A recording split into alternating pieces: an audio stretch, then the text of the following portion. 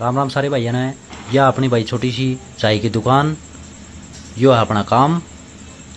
सुबह सवेरे जाके अपनी दुकान खोल ली और बाद में भाई कई छोरे आ रहे थे, बोले भाई चाय बना ले राजू भाई। मैं भी बनाऊँ भाई तेज पत्ती की।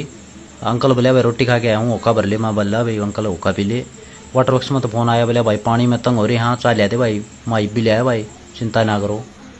बन जा रहा था, बोले मामा होका कौन चलता भाई। मैं बोले चिंता ना करे, ये भी ले तू आप होका भराएंगे और के काम अपना चाय बनाना रोका काम या सेवा 24 घंटे है भाई। मैंने कोयले तैयार कर लिए भाई, धरना लेके और अपना आग बाल के कर दिया तैयार होका। फिर मैंने भूख लग गई, मैंने सोचा पाइप खा ले टावर वाला। खा के तो देखा किसा को है भाई साहब, पेट सा भर गया, जी सोरा हो गया और मुच्छा का मार के मैंने कुंडी।